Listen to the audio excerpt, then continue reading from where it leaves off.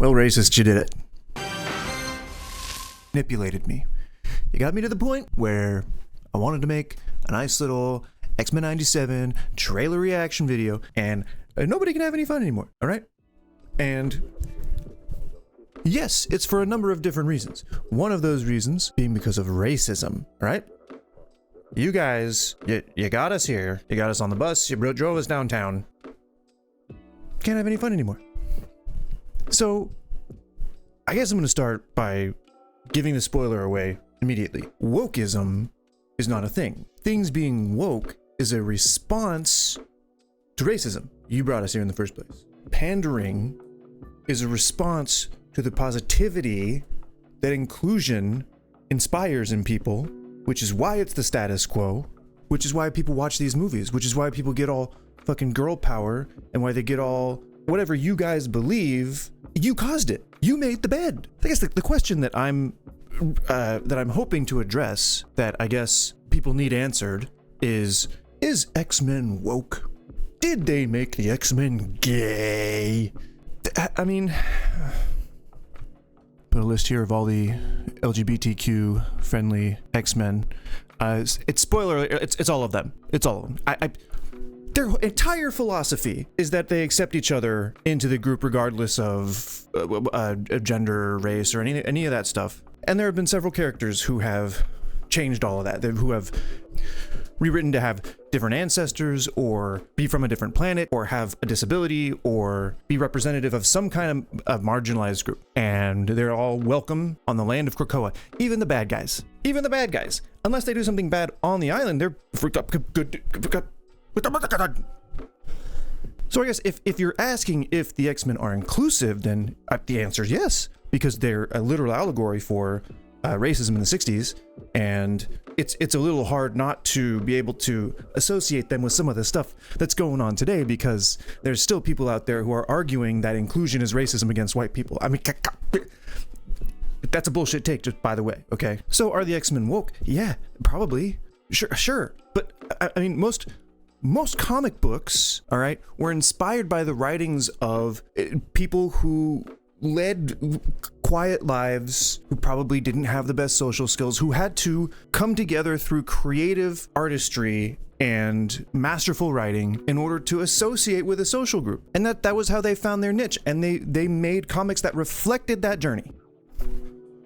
Like, it baffles me. It's crazy that, like, what do you guys want? Do you just want, like, vanilla ice cream with just like powdered sugar, and that's all you're just ever gonna want to have, and that's okay because at least it doesn't have any multiple colors or flavors in it? Like, what is the point of that? Why does everybody have to be straight and white and ideally male to you guys? Like, that's just crazy. It's crazy. So again, I think that if we are going to ask the question, is Xmen 97 woke? I think we have to understand what woke is in the first place. And a lot of you don't. A lot of you guys, you don't know what it even means. And you're just so scared of it. And you're just so, like, angry about it. Gosh. And that anger comes from fear, just so you know. You're scaredy cats, a bunch of you. I'll describe why. All it is just being aware that social injustice exists. That's all it is. Very, very simple. It's very easy to understand. If you know that racism is a problem in modern day, like if there are still racists, and if there are still running businesses where people can be racist, then you're woke. If you're aware of that, and if you strive to try and change things, you know, if you're not one of the people that thinks like, well, it's a free country, they can be racist if they won't. Okay, but go live somewhere else. I mean, that's, again, the status quo is what determines what's okay or not. And if all of these big ass companies, which again, it's us versus corporations, it's not us versus each other, just so you guys are aware. You seem to have forgotten that as well. Elon Musk is a billionaire, by the way, and he didn't make Twitter any more free. He just shows you stuff that's gonna piss you off. That's how he makes money. His kids hate him. His family doesn't want to be near him. I'm just saying. Cobalt mines, allegedly.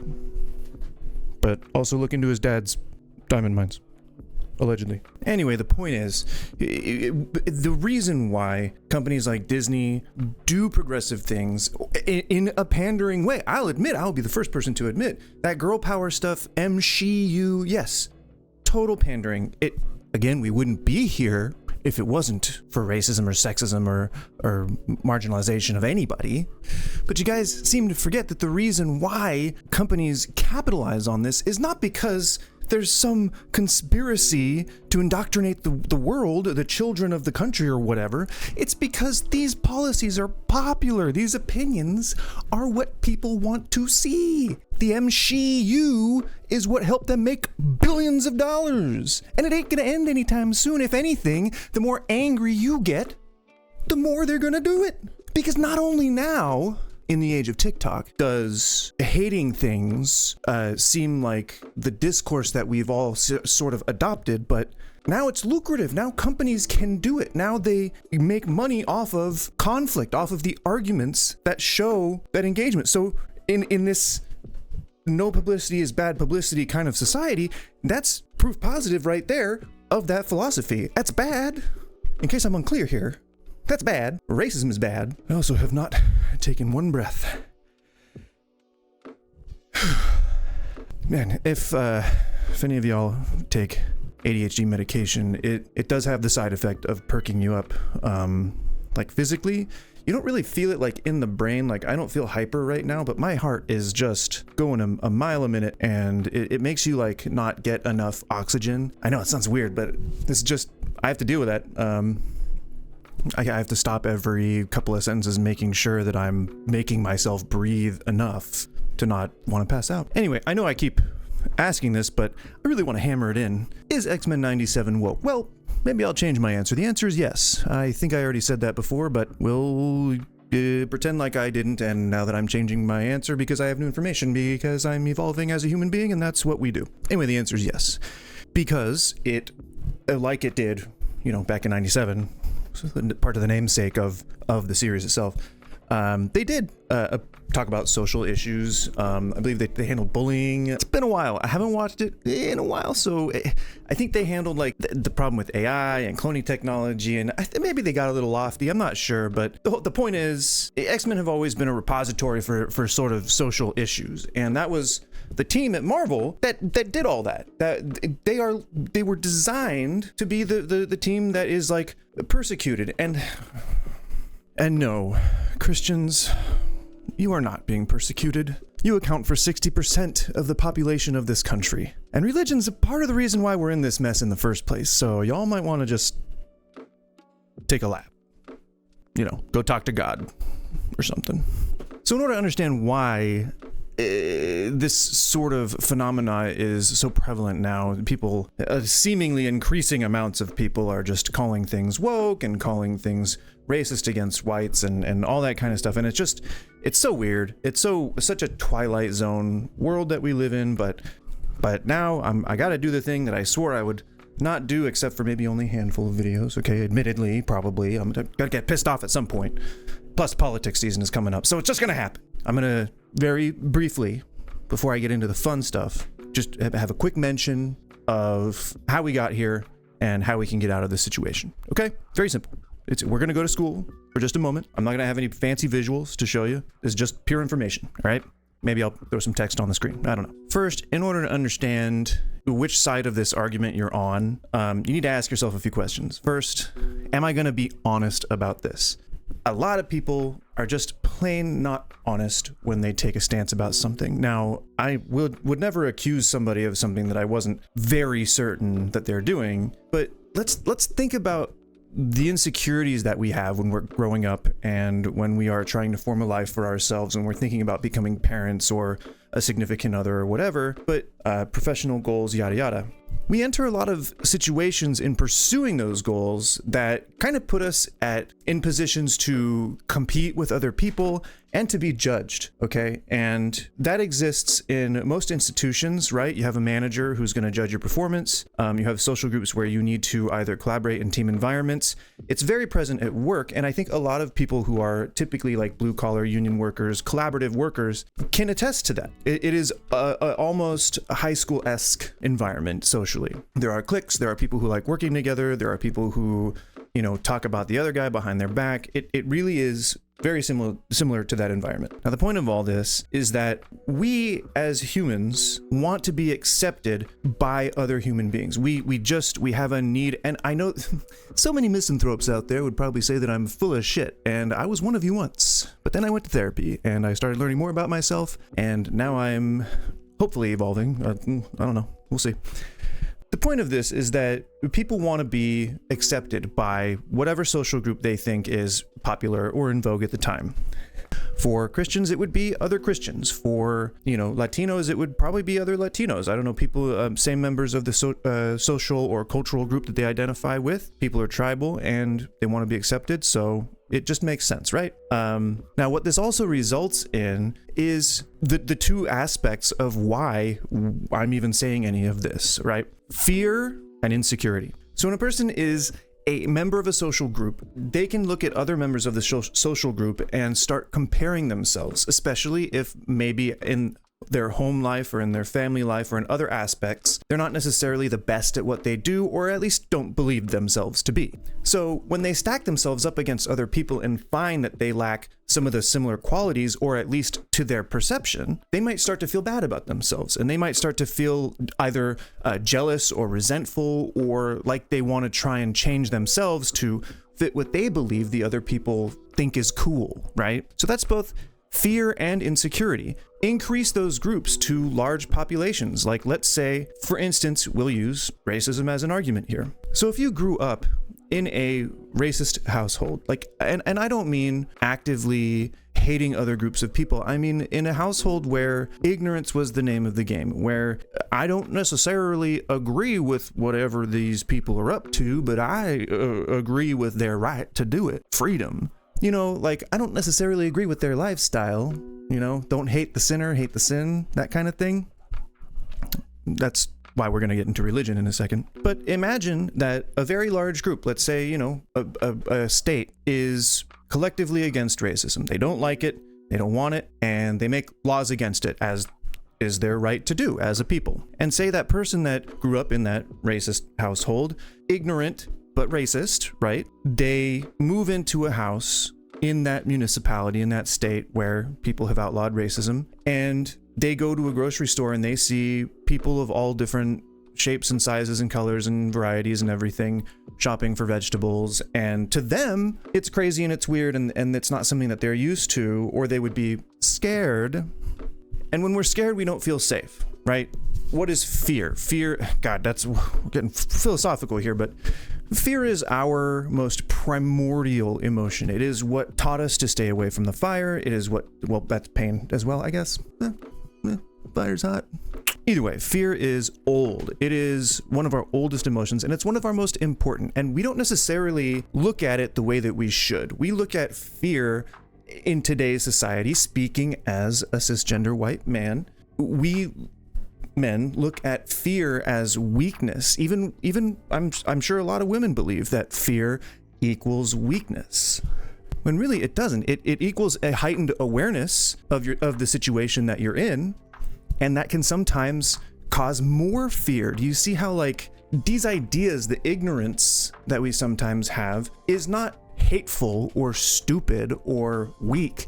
It is a lack of information. It is a lack of us understanding what's happening. And people sometimes lash out when they are afraid. I would bet that the first murder, it probably didn't occur out of malice, but possibly desperation or fear, right? So what does all this mean? Why am I even saying any of this stuff? Well, I believe, it is my honest opinion, that the reason why people are racist and why they're transphobic and homophobic and all this kind of stuff is because they're afraid. They're either afraid of their own feelings, they're afraid for somebody else, or they're afraid of the consequences that they might experience if they were to accept people for who they are, or if they were to accept a situation that they are uncertain of.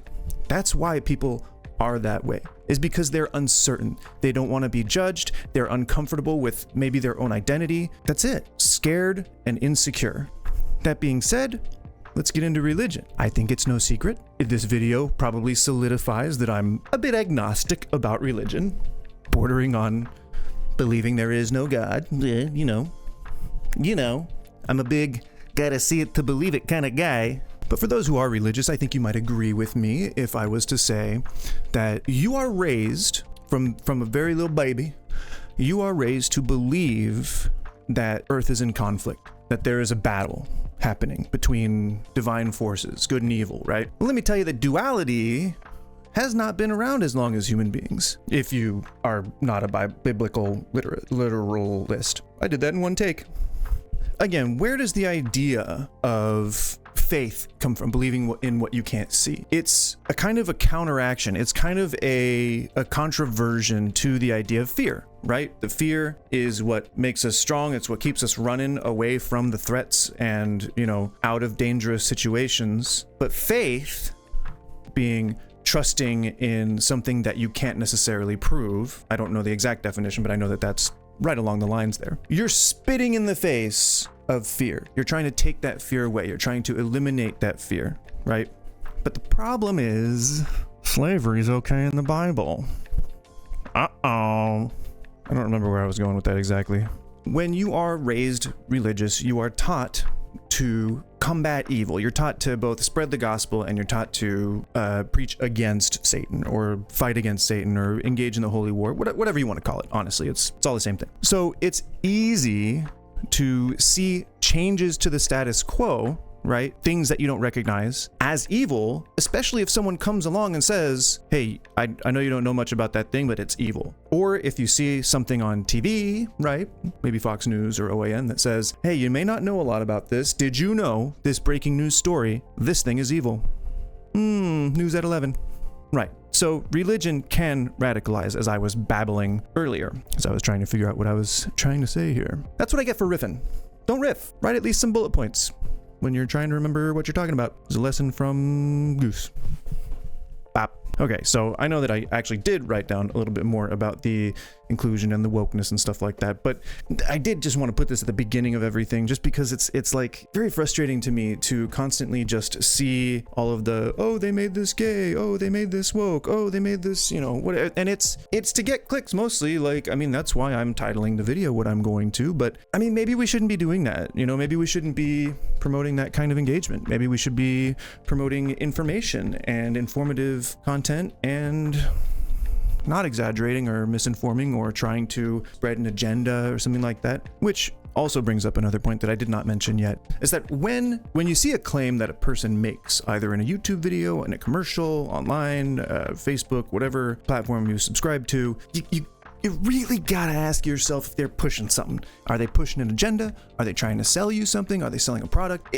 You gotta look a little bit deeper into what you consume, because y'all are really buying into a lot of these like startup newspaper sites and like linking sources from them and like the National Enquirer and like places that information just should not be coming from. Like, just please, I don't care if you're like an 80-year-old grandma or if you're like a 16-year-old Andrew Tate watcher, please just take a second and don't expect something to just confirm what you say. Look for opposing sources. Look for what the other guy has to say. Don't just confirm your bias. Okay? And also, as a bonus, +1 experience if you realize that if you don't recognize what woke is, or if you rally against it, then maybe it might be because you're in a position to have never worried about something like that. What do we call that? Privilege. It's a bonus one for you. Okay, so now we're gonna go ahead and take a look at the Xmen 97 trailer, and I'm gonna take a look at some of the details, and I'm gonna talk about them as I see them. And then we'll talk a little bit more, god damn it, about racism again later on. I don't know why I'm so close to the camera or talking so close to the microphone. Bark. I'm grateful to have the chance to say goodbye. I am proud of you all, my Xmen.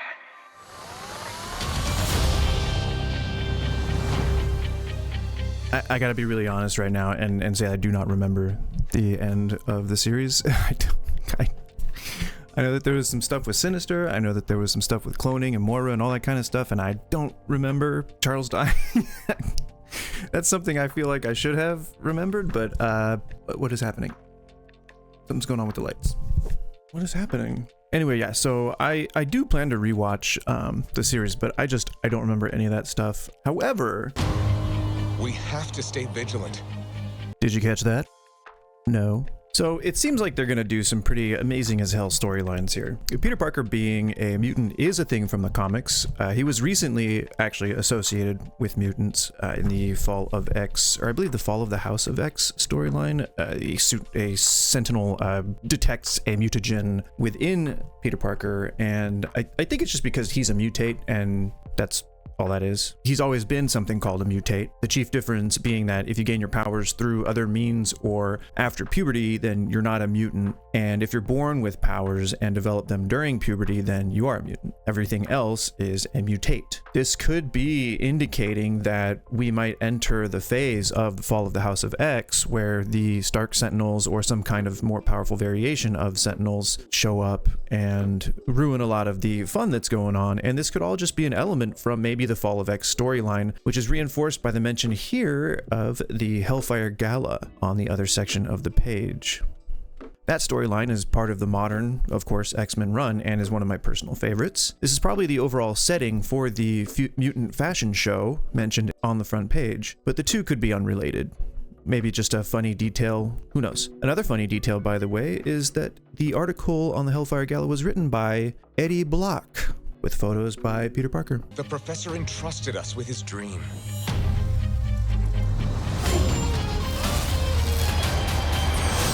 So the professor is dead at this point, a boo-hoo, which will lead to another probably amazing storyline, the last will and testament of Charles Xavier. In this story, upon Charles's death, his spirit or space self, soul thing projects a telepathic vision of his last will and testament in the X-Men's head. It looks like it's going to be a little more grounded in this and simply be a book that contains his will. This all ends up revealing a pretty gosh darn dark secret. Apparently, when he was a younger man, he encountered a mutant so powerful that its scale frightened Charles to his core. He discovered while interviewing this child that he was so powerful he could feel Charles attempting to explore his mind and called him out. At some point, Charles was able to secretly place mental blocks in the child's head while pretending to be a fellow kid, mentally projecting that image into his mind or whatever, to prevent his mutant abilities from manifesting. Eventually, the kid, being so godly powerful, felt that Charles was tinkering around in his brain and made him reveal his true form. He heard Charles out and agreed that measures needed to be taken, so he willingly underwent the mental blocking and had his memory erased. The moment of Charles's death, unfortunately though, removed the mental blocks and allowed Matthew Malloy's powers to manifest. He first accidentally lashed out and killed an entire town and its inhabitants, and he's then approached by S.H.I.E.L.D. and utterly decimates them. He then completely destroys the Avengers, the X-Men, the goddamn Red Cross, the Salvation Army. He's approached by Cyclops and Magic, and then nuked by the Fist of God or whatever. It's like a giant beam comes down and just obliterates them. He then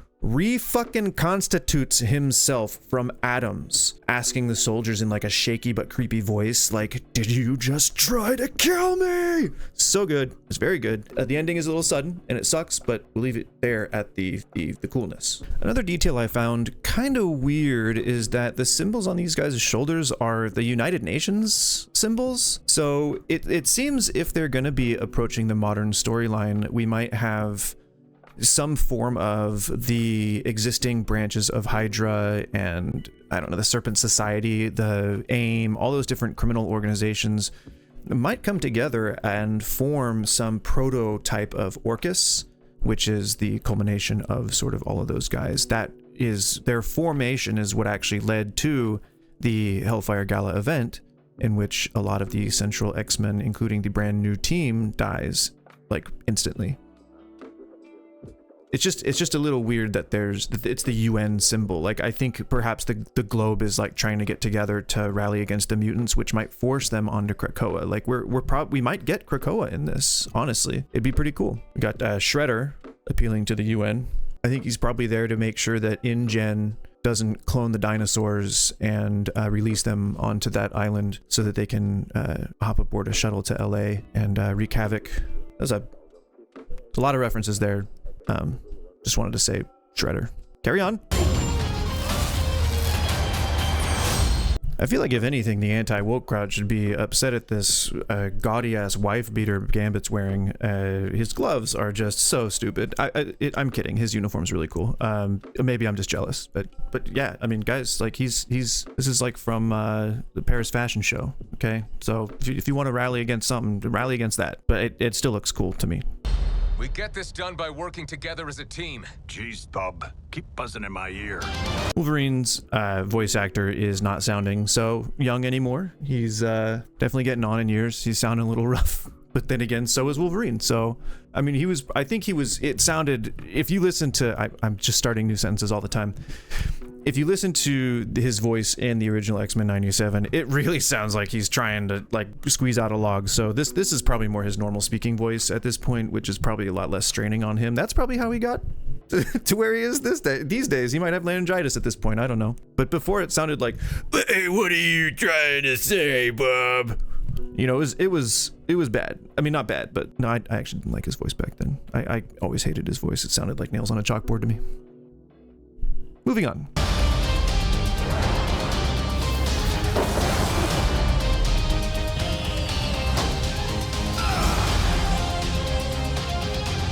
So this feels like it could be Madripoor or, I don't know, Apocalypse's Pyramid. Who knows? It doesn't ring a bell for me as far as the comics go. But then again, I didn't read a lot of the X-Men comics from 1980 up. It's like Chris Claremont. That's like Brian Michael Bendis. So I guess I didn't read some. I did read the big storylines. I don't know why I'm probably going to edit this out. I don't know why I'm saying any of this. This could be Madripoor. It could be a pyramid of some sort. It looks like it's in Egypt. There's a pyramid. This is somewhere. This is I'm gonna say Madripoor, and this could be where the Hellfire Gala's happening. I guess we'll see. We'll find out. This could be the inside of that, which Morph is there. That's cool. We get to see the modern version of Morph. He looks a lot less broke than he did. Actually, all of the characters look sort of less haggard than they did in the 97 version. So that's cool. I think you can probably even see. Yeah. They all look pretty rough. Oh, there's Morph. Oh, he looks pretty bad. He looks pretty rough. It's fine. He'll be okay. So they're partying in probably New York. That looks like it would be New York, like an underground club or something. Yeah, I don't think they're in Madripoor. I think this is just a different scene from a different time. Again, maybe this is just for some fun commentary, but I don't know why I'm saying any of this. So I don't know if anyone else can pick up on what's happening here, but we're getting Hope Summers. We're getting Hope Summers. Holy shit, we're getting Hope Summers. Okay. Okay. I mean, if you don't know who Hope Summers is, just to share her mutant ability, she can absorb and redirect. Not absorb and redirect. She can channel anybody's powers. Anybody. She's like Mystique, but she can actually take people's powers. She's like Rogue, but she can actually take multiple people's powers and doesn't have to touch people to do it. It's crazy. She, I believe, was able to absorb the Phoenix Force's power from Cyclops when he was possessed. I'm not 100% on that, but she actually can use just the totality of everybody's. There's no upper limit to her powers. She's beyond Omega level, to use a phrase from those comic channels that I watch. I can't remember. I think Comic Storian does Beyond Omega level. Shout out. But yeah, we're getting Hope Summers, and it's gonna be pretty fucking cool. I'm looking forward to that, and I want to see her age up and not just be a baby, because I want to see her fighting things, you know? Let's get the Rasputins in there too. Ileana's got a cool, it's kind of boring backstory, but she goes to hell a bunch of times, gets trapped in purgatory. That's cool. So here we get a look at some of it looks like the more old school Sentinels. I think that we're going to get these guys sort of all throughout the beginning, and we're going to think that this is like going to be the status quo, but it really will. They'll start to evolve, and that means that we could get Nimrod, you know, the Prime Sentinel, who like I think comes back from the future in order to stop the mutants from spreading or something like that. It's really cool, and he's like a cool adaptive Sentinel that can find a countermeasure to anybody else's powers, and he's central to the Hellfire Gala. He's the one that's responsible for taking down the Juggernaut, so that'd be cool to see. Anyway, the Sentinels are probably going to get improved, and this even could just be a danger room scenario, because this could be Muir Island. It just doesn't really look like anything. I mean, this There's a what looks to be a rib cage, and this building seems similar to what the building on Muir Island was that Moira operated out of. I'm just not certain. It's just a big jumble of things, so it could really just be a collective rubble in a danger room scenario, and that could even be why the Sentinels look the way they do. Okay, I know that there's probably already a lot of people commenting on this, but you can't do that. His skeleton would explode. I don't think that you can blow adamantium up. I'm not sure if that's ever happened in the comics, but I mean, we don't need to consider what might happen to Wolverine. I mean, it'd be cool if they showed it, if he just walks up to the Sentinels and his entire body just bursts outward with a bunch of blood and guts, and then he just regenerates. That'd be cool. I don't think that's gonna happen, but this just seems like a cool, like, for the kids moment, you know. That's cool. I'm into it. To me, my Xmen.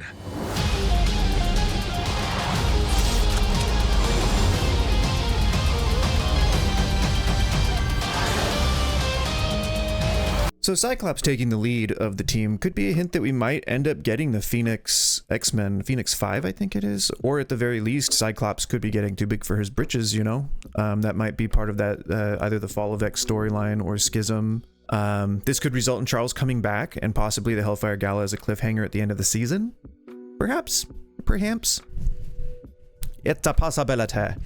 Here it looks like we get kind of this I think is going to be towards the end of the season, like the sort of rallying moment at the climax of everything, because everyone's kind of looking a little updated. They're looking more like their X-Men Evolution counterparts as opposed to the X-Men 97 guys. Like Beast's all looking more feral, less pudgy, and Storm's got the mohawk going on. That's such a cool style. I really wish that she would start wearing the stuff that she wears these days, like, because that's like more ninja and cool looking. And of course you've got Changeling, Morph. So Morph was originally a creation that was meant for the show, and the rumor that I heard is that the people who were making the show did not want to add a new character. They wanted to be faithful to the comic book, and I think it was Saban or whatever the company was that owned the rights at the time said, well, it's our way or the highway. We need an analog, a POV analog. So, like, you know, in TV shows and movies where there's an average person, or there's someone that just stumbles into the story, and that's supposed to sort of be how we are going to relate to the story. That's how we connect to it. Well, Morph was supposed to be that, because test audiences, they didn't know the X-Men, they didn't read the comics, and they had no idea what was going on. So they had to put someone in there that just looked like a regular person, because everyone on here is like costumes or ethnic, right? Yeah, this was 97 still, and racism alive and well. So they had to put like a regular looking guy in there, and so they put Morph. And Morph looking how he does. Now, he was always supposed to just kind of have ripped off Changeling's powers, because Changeling was just kind of a B tier villain that didn't really do much and wasn't really worth anything as far as the comics go. He didn't go into any of the big storylines or anything like that. He actually kind of just fell into obscurity, and I think he died a couple times and came back, and he really just was fodder for the heroes. And so I think it felt easier to take a character like him, where he could look human anytime he wanted, and just stick that on the team and say, there you go, there's Morph. That's why they killed him in the first episode, because they hated him, and that's why they brought him back to like have to go through therapy, you know, because to be traumatized. And I think he even posed as Charles Xavier for a bit. He eventually found his way into the comics in one form or another, maybe in like some What Ifs or B storylines or whatever. But the point is that when they killed him off and brought him back, he kind of became like a little bit of a cult classic, and people kind of liked him just I guess maybe for the intent behind why he was put in there in the first place, just sort of to be an everyman analog that we could all identify with. You know, I don't know, I didn't like him as a character, but that's why he was there. That was the rumor that I heard, and it just kind of solidifies it for me that they're putting this together with Morph, but making it a point to have him look more like Changeling. I think they're gonna sort of try to erase Morph from history and have him be there really in name only. He really is just gonna be Changeling, and that's cool. I think it solidifies my theory, because the look of Morph changing from being like a gumbo man, or being a gumbo man, changing from being a regular looking average dude to a weird putty, you know, like from the Power Rangers, the putty soldiers, that kind of look. And that was what Changeling looked like in the comic book, and so it's a little bit more comic accurate, and so it just looks like it's more of an FU, like a spit in the face to like oh, you guys wanted a real man analog, well, he sucked and we got rid of him, and then you guys liked him, so here he is, but he's our version, you know. And that's cool. I like that. Taking ownership of something like that's pretty cool, and connecting it more with the comic audience is never a bad thing. Magneto. The last will and testament of Charles Xavier. At the very end, it looks like we're getting this. I think this might be at the beginning of the series, where we kind of pick everything up after Charles's death. My reasoning behind that is because it doesn't quite look like Storm has her mohawk yet, which I know is a weird thing to base that on. But consider two things. In the shot before, where they're lined up at what I believe is the climactic battle, Jean is not there. She is either giving birth, probably, or caring for the baby, I assume. She could be absorbing the Phoenix Force, or on the side of the bad guys. I don't know. Any number of things could be happening, but I believe that as soon as Charles died, Magneto came to the mansion and handed them this, and that this was back when Jean was still very, very pregnant. And I think that is at like probably the first episode, probably the first 5 minutes of the episode, maybe even the cold open, gosh darn it. But here, just for the record, it looks like the lineup appears to be Cyclops, Storm, Bishop, Wolverine, Jubilee, Gambit, Rogue, Jean, Morph, Beast. I think that's it. Anyway, the updated animation looks pretty good. I like it's all flowy, and certainly doesn't look as jittery and jumpy as it did when I was a kid. It actually probably won't hurt my eyes to look at it, so good job. Good job, Marvel Animation. You did good. Man, I wish that like we had animation companies that made things look like comic books and not cartoons. That'd be cool. But I don't think that is it. I think that's anime. I don't know if that's a thing that people typically think about at all. I might just be stoned. I'm very stoned. Anyway, it looks good. It looks like it's it looks like it's gonna be good. I don't have much other to say about that. Oh wait, I did want to say one last thing. One last thing about the negative buzz that the trailer's been getting. All right, just let me do this, say it, and I can get it out there, and then we can all be on our way. All right, so it's still all about your average like modern day Disney, things are too woke bullshit that you hear in direct opposition to anything that seems fun, right? Just like we talked about before. Well, first, just to reiterate, the X-Men were literally created to combat people like that. So the idea to think that the X-Men, or the idea of the X-Men being too progressive now, is hilarious. It's weird, right? The X-Men were a response to racism and civil rights injustices happening at the time, and they still apply to this day. When they revitalized the comic in the 80s, it was a direct allegory to the gay rights movement, right? So X-Men have always been woke, y'all. Always. They've always been woke. They are by their very nature woke. That's what the X-Men are around to do, and they're gonna be doing that. So I don't know, gird your loins, I guess. So what we can take away from that is that if racism didn't exist, the X-Men in the form that we know them and that we love them probably wouldn't exist either, right? Or at least they would exist in a different form. If anything, these guys should be claiming credit, right? For being the type of people that the X-Men existed in opposition to in the first place. Either way, to you sane people, stop listening to the red pill political bullshit and just have fun. Goddamn, right? Nobody's suddenly gay or trans. Nobody is suddenly taking a stance they've never taken before. This is sort of our thing, you know? Phobes need to get the fuck out of it, right? I don't know. I mean, despite whatever cherry-picked lines people decide they want to pull out of this to make it seem like this is just another Disney being Disney thing, this honestly looks like a good visual update to a series that I enjoyed greatly back when I was a kid. Am I pretentious enough to believe that my adult tastes have evolved since then? Probably. Will I watch it anyway? Probably. With a big stupid grin on my face because of the nostalgia. Cheering at the big moments, definitely. This isn't a ratings channel, but let's give the X-Men 97 trailer a 10 out of the shine emanating from Professor X's bald and waxy dome. Anyway, that's about all I got for you.